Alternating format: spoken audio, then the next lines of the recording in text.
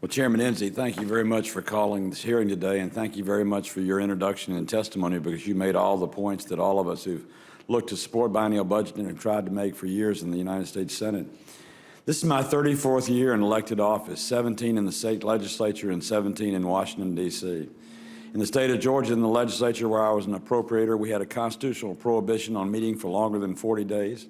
We had a constitutional prohibition on deficit spending, and bonded indebtedness and debt service could not exceed 10% of the budget.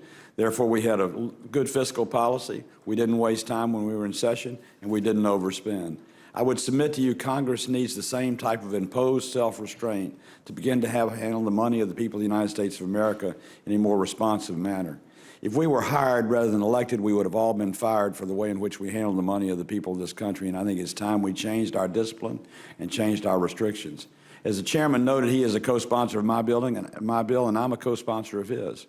We have 25 co-sponsors of S-150, and I appreciate Gene Sheen from New Hampshire being my co-sponsor as a Democrat on that legislation.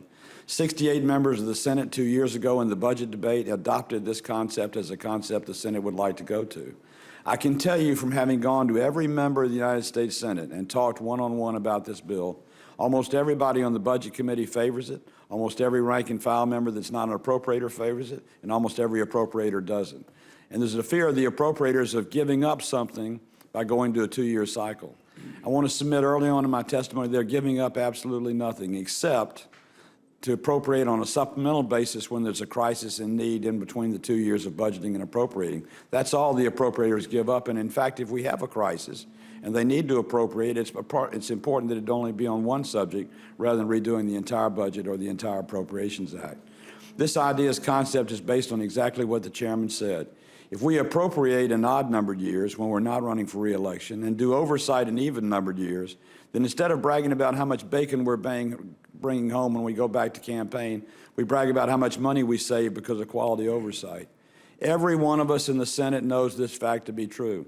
There is little, if any, oversight of the spending of federal money in the Congress of the United States of America.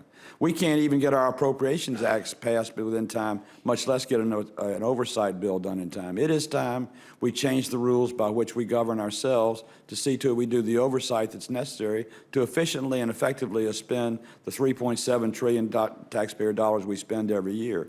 And as the chairman said, that oversight doesn't just mean discretionary spending. It means mandatory spending as well, because we all know the way to reduce our debt and our deficit over time is to reduce our mandated spending by reforming Social Security, reforming Medicare, reforming a lot of other programs, which we'll best do if we dedicate ourselves to oversight. So I'll just simply say this. I've been elected to office for 30 years. I've operated under rules. I've operated where there are no rules in the United States Senate. And I personally prefer having the rules that make me do what I'm supposed to do rather than leaving me to my own devices.